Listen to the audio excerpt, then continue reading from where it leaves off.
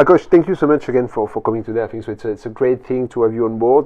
Thank you for making the effort to come around. No problem. I would like just to introduce you briefly. I think so there's a lot to say about you, for sure. But I was pretty impressed to see you done the INSEAD, which is considered one of which is actually been nominated the best business school in the world. Yes, just came out about 2 weeks ago. The FT does every year a ranking, and I think in the past 6 years, INSEAD has been voted now 4 times the best MBA in the world. God. Yeah. Well, it was a big difference compared to when I was there in 96, 97, because in those days it was all about Harvard being the leading business school in the world, and then and in INSEAD was considered to be the best in Europe, and then INSEAD opened a campus in Singapore. Oh, and with that, and they also have a kind of like a partnership with Wharton, which means that if you want, you can actually spend your 1 year in 2 different locations, or even if you want in 3 different locations. And there is no other MBA that offers that. But anyway, it just happened. So I'm just happy to have done it, and it's a great school. But it's a great school mainly also because of the people you meet. For sure. Great people that you meet there. And mentors and people who really give you strong direction and strong. Well, the professors are great, and I think from what I hear, what changed now is that the research has become very, very strong at INSEAD, whereas when I was there, we used to mainly use a lot of Harvard cases. Okay. Now there's a lot of INSEAD cases that have come up, and a lot of research has been done as well. And then you go to the top MBA because of the people that you're going to hang out with and the professors that teach you. Because let's be honest with each other, a second-tier MBA will teach pretty much the same things, but when you are surrounded by people who are really at the top of their own, sectors and where they come from, it's like playing tennis with someone who is much better than you. It elevates you to a level that you would never be at, For sure, and that's what it is. There is this you have to work your motivation, game. exactly, and you have to up your game, and that's what it is. So amazing. And I mean, so the web of connection that give you after when you enter your own designated field of work should be unbelievable. I guess I'm sure you keep. Well, I mean, it's a good thing now that we all are in our 50s. So most of my friends, they are also very successful, and thank God they like wine. So so it's good. It's good for you, no? It's good for everyone. Win-win. How there's one question really stand out for me when I saw your parcours a little bit, coming from the Soviet Union influence, getting into wine through LVMH, and then creating your own wine company. I was like, where does this love from wine come from in the first place? Well, as you can imagine, during communist time, wine was a mass-produced something. But what I don't speak about is that before the war, before the Second World War, my great-grandfather was the #1 wine connoisseur of Hungary. So the Emperor of Hungary would only drink the wine that he pre-tasted and co-signed first that it was good enough for the palace to drink. And so he was an entrepreneur and he loved wine. So that was somehow passed down onto me, and I am the first one after him to start into wine. So when you come to my office, I can show you, on the wall, I have his wine merchant certificate from 1927. My God, that's so cool. So that's so great. So when I joined Hennessy in 1992, my grandmother was saying, your great grandfather, he's smiling. He's smiling now. Somewhere, wherever he is, he's smiling. He's happy. For sure. So for me, wine really came later because I was a cognac and champagne salesman. So I lived in Cognac, and I traveled in Eastern Europe. I drank unbelievable wines because in those days when we were hosting people at Chateau de Bagnolet at Hennessy, they always had the Bordeaux. There was Bordeaux that they brought out. So we're talking 93, 94, 95, and in those days, they just started serving the 59s and the 61s. Just starting serving. So obviously, as you can imagine, in those cellars you had the best of the best, you know. So for the non-connoisseur, I had no idea what I was drinking, but it was good. That's all I know. But at the end of the day, we were there to sell cognac. So for us, wine was really a secondary thing. Wow. And then when I when I applied to INSEAD, I got accepted, and after that I started an international distribution company based out of Paris, where I lived from '97 to '99. I traveled the world representing small champagne cognac producers around the world, and then we moved in 1999 because of my wife. She was a partner at Deloitte. We moved to London, and I wanted to find representatives for these smaller brands in the UK, and I was rejected by everybody, and I was told that, you know, young man, in this country no one will ever drink grower champagne. This is big brands only. So as a result of it, in 2000 I incorporated Top Selection, and I started selling it to my first client was the Gavroche, Carlton Tower, you know, it was Hyatt Carlton Tower. And I literally went and knocked on doors one by one on my own, did it from the top of my house in Balam. And when I wasn't traveling, I wasn't selling. So when I was traveling, I was in the US, I was in Asia, I was traveling. And then when I was back here, then I would go out and knock on other restaurants and start building up the business. And then, you know how it works. You have the first time was you have the first employee, and then you have the second employee, and then I had to move out of my house in 2003, so we moved into 199 Piccadilly. We only stayed there for like 9 months because they demolished the building and they built a new one. So I took an office. We took an office on 16 Conduit Street, and on the second floor, you've been in the office. You know, it's a small. It was a small, you know, office, but it served us for 14 years. Wow. And we moved out of there in 2018 in October because we bought our offices in Nine Elms. So we have brand new offices that we own, and we moved there in October. So, but to give you an idea in terms of the wine. For me, wine came because I realized that expensive champagne and grower champagne and expensive cognac, you sell it, it doesn't turn fast. So it was a very quick decision in terms of business decision to say you need cash flow. And cash flow is you sell a bottle of wine, the cork is pulled, it's drunk immediately. If you have a bottle of cognac which sells for, you know, this, you know, $150 pounds a shot, it's great, but you're gonna sell one bottle a year maybe if you're lucky, right? So I had a company that I started working with, which we still work with today, and it's just the Premier Côte de Blaye. It's called Chateau Les Bertrands. And for me it was very interesting because I met Gérard Basset when at that time he was the buyer of the Hôtel du Vin group, and so I also had Sepchi.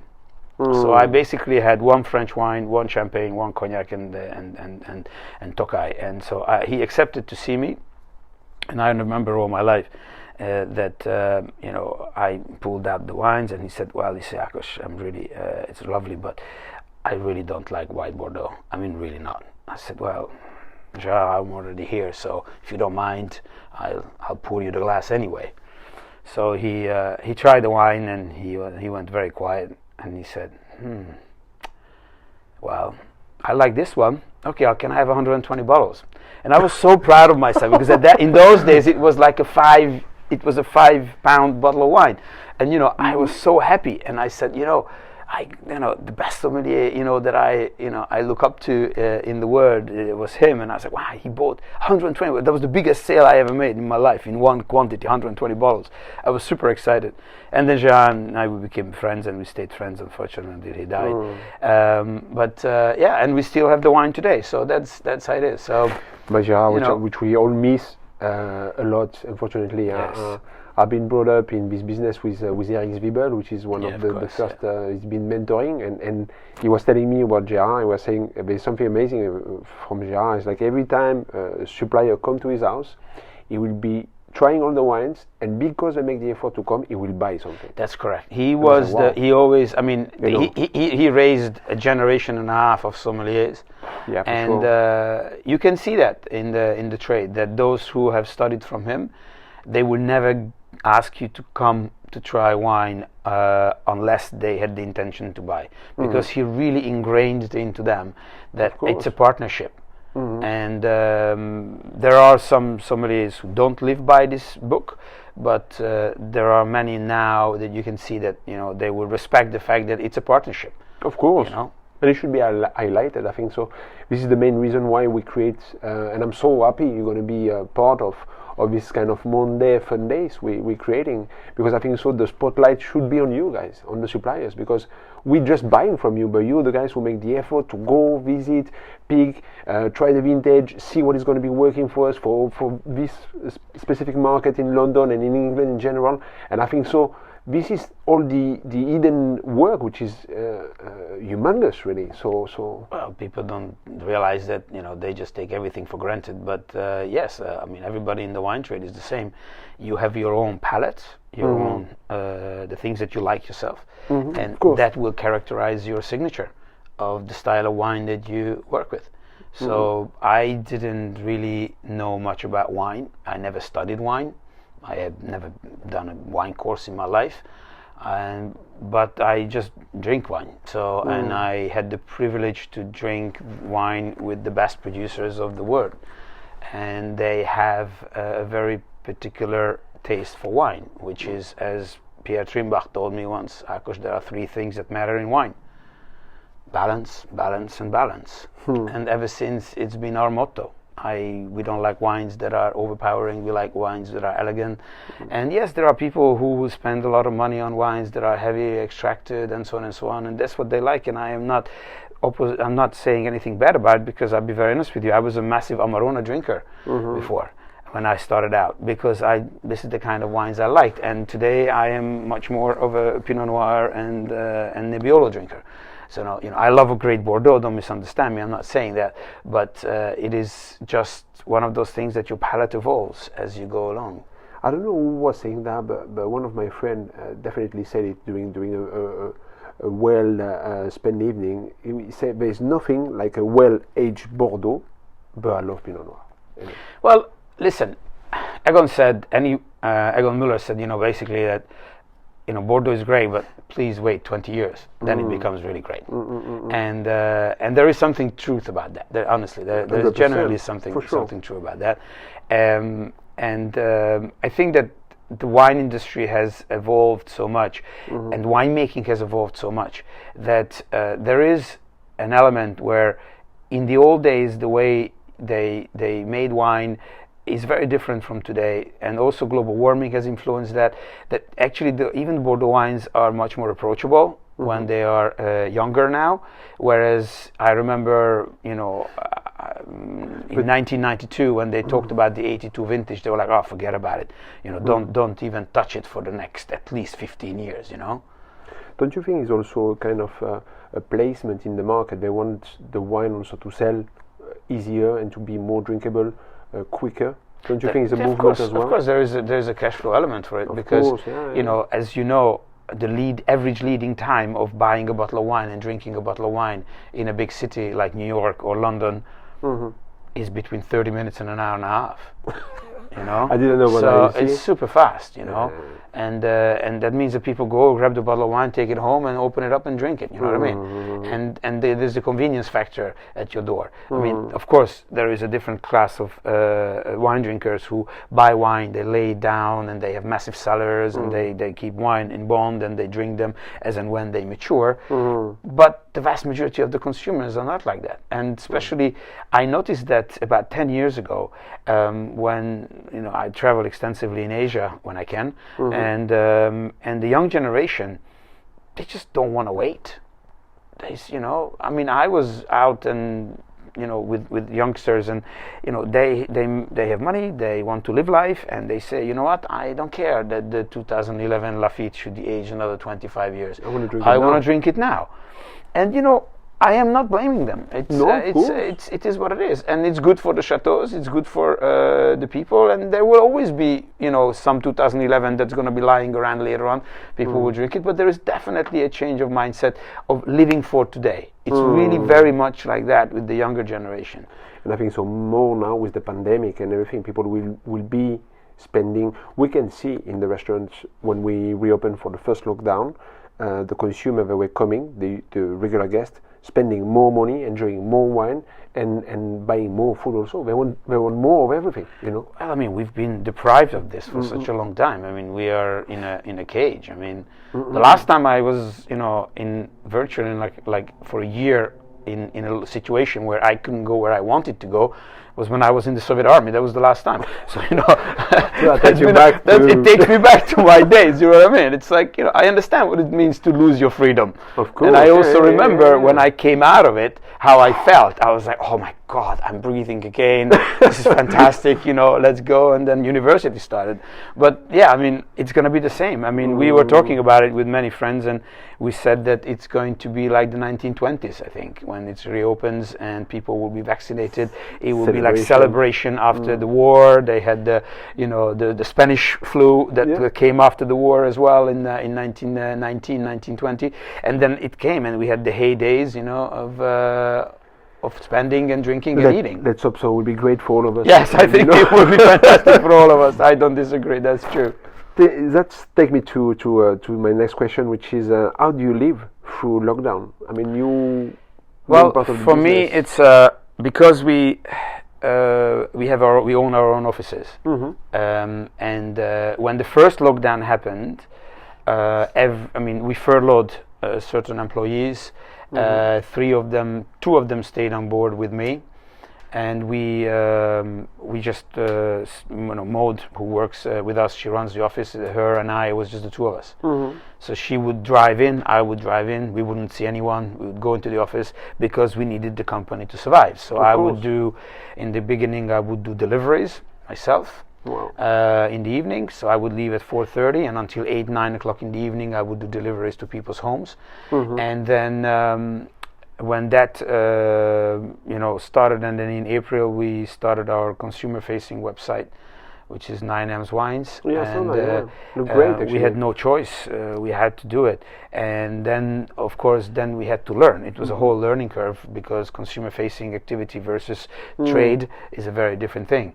So the fact that we were in lockdown, in a way, I would consider it like a blessing in disguise, because it allowed us to learn, and to learn from our mistakes, and to see what consumers want. And we realized that, you know, people drink a lot of rosé. We never used to sell a lot of rosé, but people drink a lot of rosé in the summer. And if you remember, the first lockdown was really hot, really warm, right?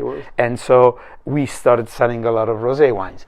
And so there was all of these things that we learned, you know, that, you know, I knew private clients who I knew them for drinking expensive Bordeaux and stuff, and it turns out that they actually drink a lot of rosé themselves as well. So, you know, you actually discover new facets of your customers and your friends that you have not known before. And so for us, it was this, and then from June onwards, we started taking back everybody, and we never furloughed anyone afterwards. Okay. And so for me, my routine has always been like I get up in the morning and I exercise. That's my first thing. So I do my workouts, and which is based on the. I mean, I have my private coaches because I'm a rower. I do rowing, competitive rowing. So I have a 3 weeks training schedule, which is written out for me, and I carry this out. So years ago, my wife and I, we made the decision that we will sacrifice one of the guest rooms, and we turned it into a full gym. So I have everything. I have a bike, I have a cross trainer, I have a rowing machine, I have Olympic weights, I have everything. Whatever you want is there. Wow. And TV, wireless headphones, everything. So that was it. And I think it actually kept me sane. So you turn into beast mode. Yes. I mean, I did a lot of weightlifting and a lot of cardio and everything else. And of course, in those days, the river was shut as well, so I couldn't go rowing. And then, so when I'm done in the morning, then, you know, I grab something to eat and I went to the office, and I was there. I was trying to sell wine, talk to people, organize things, and so on and so on. And I kept this routine even now. So I still wake up in the morning, exercise, and then get on with my life. But now, obviously, it's much more fluid, and you know, we did a restructuring in the company as well. So we are fully equipped now for private client sales as well. And then, of course, Brexit came. So now, in a way, I think that we are all in the process of learning how it works, because everybody said that we had 4 years to get ready for it. Well, we had 4 years to get ready for it, but when actually the clock went to midnight on the 31st, it was on, and nobody knew what they were doing. Nobody. I mean, I have to tell you, we had orders that were supposed to arrive in the beginning of December. They arrived 2 weeks ago. My God. Yeah. So in a certain way, I will be very honest with you, it's a good thing that the restaurants are closed, because we would be out of stock of a bunch of stuff, because simply people just can't ship wine. We can get samples in from California in 48 hours. From France to get a bottle in, Chronopost refuses to take samples. One of our suppliers was trying to send us a new vintage of a wine. It was returned by the French customs saying illegal item to send to United Kingdom. Wow. So they don't know.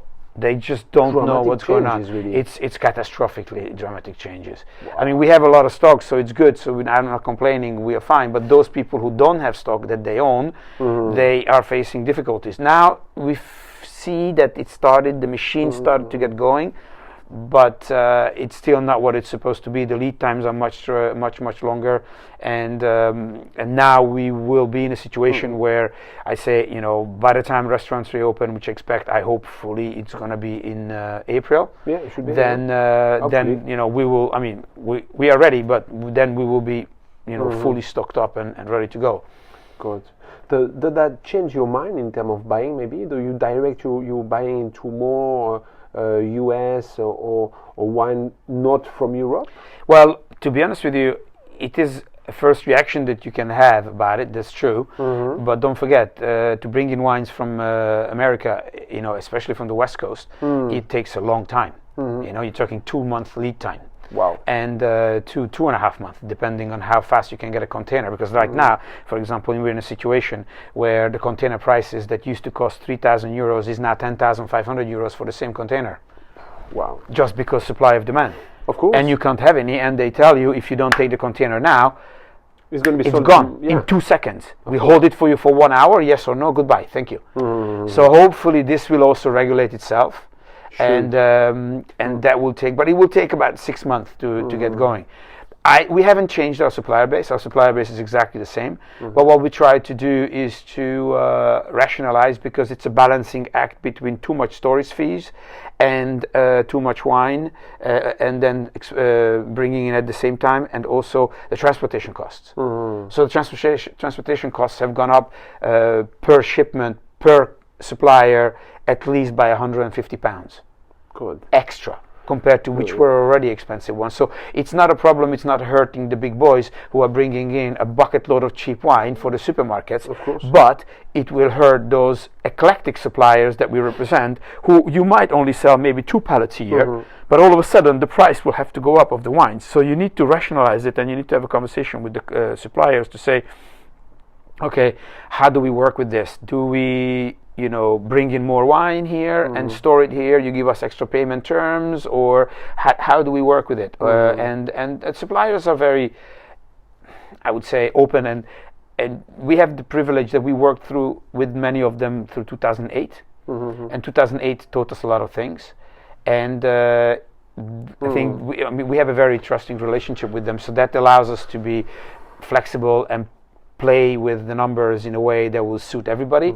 But it's a chess game. I'll be very honest with you. It's a chess game between cash flow, between storage fees, between the shipping costs, and all these things put together, and try to meet your demands, because you still want your wine. You don't care. You want your wine the next day. So that's how it works. That is super difficult. I mean, and it's hard for us to hear from you, one of the top supplier. I mean, you've been awarded in 2018, 2019.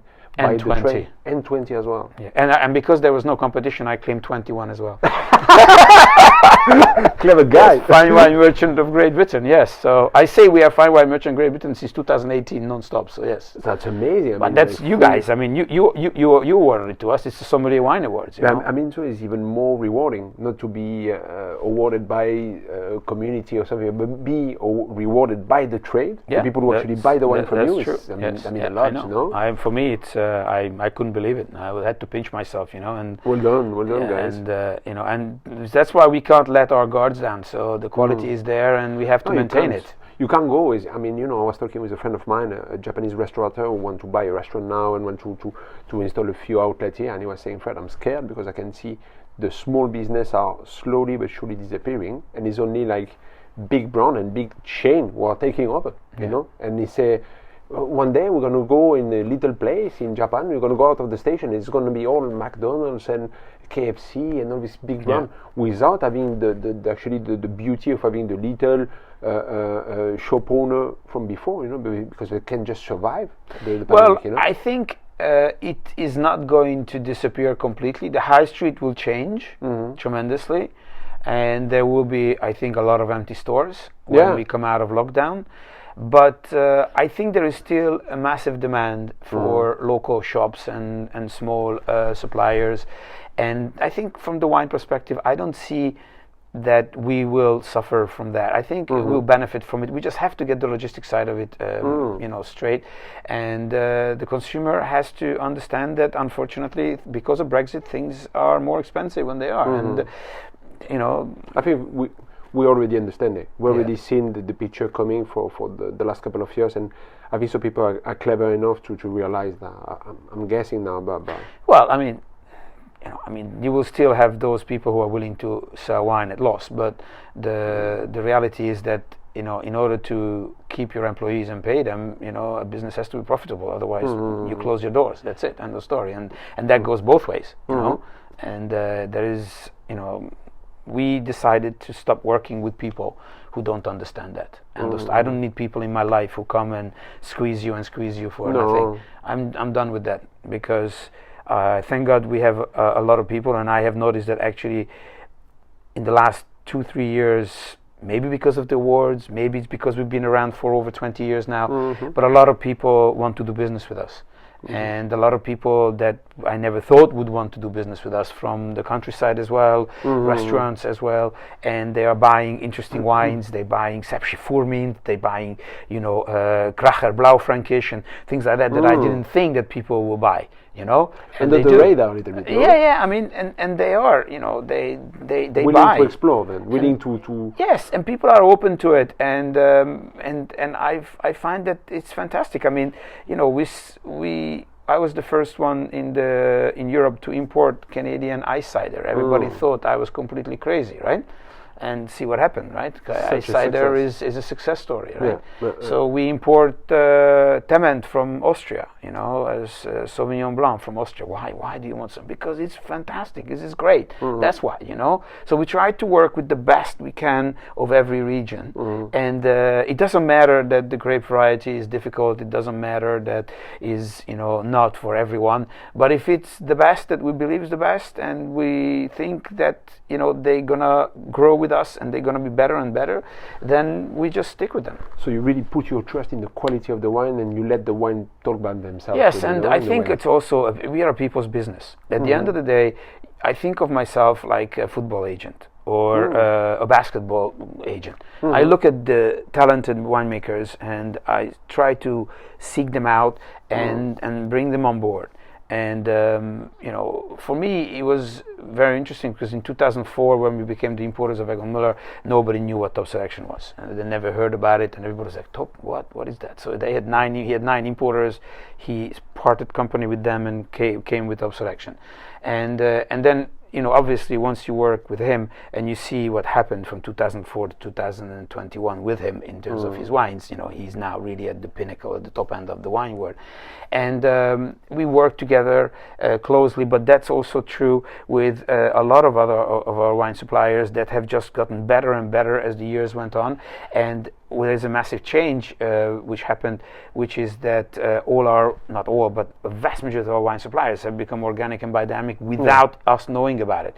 So if you take a guy like David Dubon, he has been organic and biodynamic since 2006, but he's never spoken about it, really. It's not on the label, it's not known, it's just there because he wants the wine to taste better. And the same with Rémy Grasset, it's the same with others. And there is a real trend that is happening now with it, and it's reached Italy as well. So there is the lutte raisonnée, or the reasonable fight as they call it, which is like to try to preserve nature as much as you can. Of course, yeah.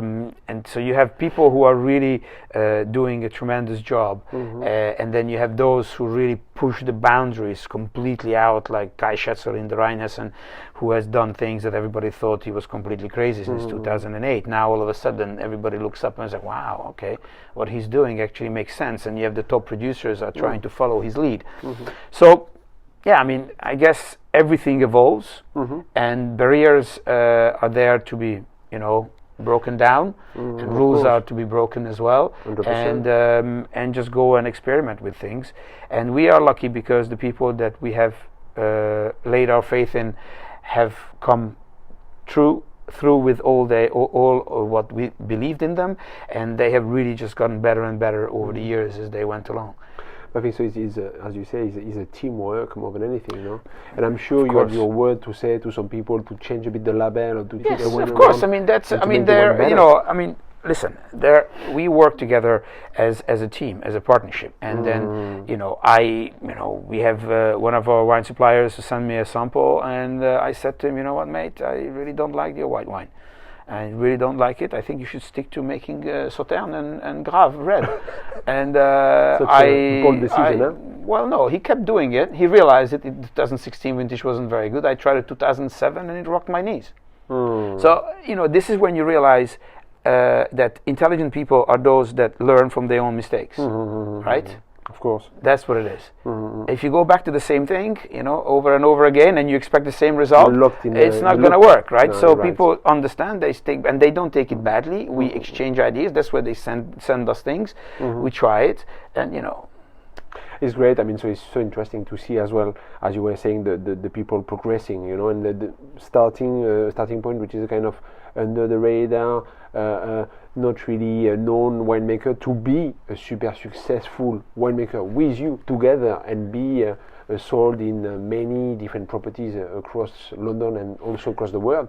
It should be something to see, to witness that, and to see this evolution should be great for you. You should be for me, really one of the greatest success stories that you can see is Château de Fossèche in the Loire. And you don't know, but he left the appellation. Wow, he became Vin de France. Oh wow! Okay. Because the Saumur appellation per se, I believe, has been like a shackle around his ankles. It's been pulling him down and back, and people have a very negative view on Saumur being a cheap wine and so on and so on. And I remember when I met him in 2002, and in those days he only made one white, one red, and he was completely considered to be crazy, but he was the first guy to put Saumur red wine into 3 Michelin star restaurants in France. This never happened before. Such an achievement. And he's been organic, biodynamic ever since, and he puts his life on it. And they make wine. If you like Cabernet Franc, it's the purest expression of Cabernet Franc in the world that you will ever have. And the same thing about Chenin. The purity of the Chenin. There's no more oak. It's all stainless steel, or you have the cement, and the wines are Andelys. They're delicious. But the guy had to step out, so he needed to take a radical decision and leave behind the appellation and basically declassify himself as a Vin de France. And I mean, as we know, Loire, just to have the Loire Valley or the Loire region in the bottle, it's a selling factor. Yeah, for sure. Yeah, of course, it's a selling factor, right? Sure. And he said, no, I can't do that, and I can understand him. So these are the kind of people that we work with, and then they just go on. And that's it, And for a long time, he didn't have an entry-level wine, and I kept telling him, I said, "You need to have an entry-level wine. You need to have an entry-level wine." And that's how Eolite and Arcan were born, because I kept, harassing him. I said, "You need to make one. You need to make," and he started listening, started thinking, and he started producing it. I'm sure I wasn't the only one, telling them. But I mean, we're talking about entry-level wine, which are like really delicious. I mean, these are world-class wines, but for him it's entry-level, for sure. It's like Palmer and you have Alterigo, right? They're different wines, but they're both excellent, you know what I mean? But it's more accessible to clientele, so but that's it. So we try to seek out new producers, and we're going into new regions like the Finger Lakes, for example. In New York, where we discovered a man, Nathan Kendall, and he makes amazing Chardonnay, amazing Pinot Noir, great Riesling. So you need to venture out of your own environment, and don't be afraid of trying out. But we try to seek out the very best of every region. I'm excited. I can't wait to do the wine dinners with you, because just to let you know, guys, I give you the carte blanche, as we say in France. I give you the full. It's good because I have no idea what it's going to be about. So I'm just discovering it now. So I just want you to own it, because I think so. You got such a beautiful portfolio, and I don't want to cannibalize it with my own vision and come and say, no, we're going to represent this one, this one, this one. We're going to match this with that.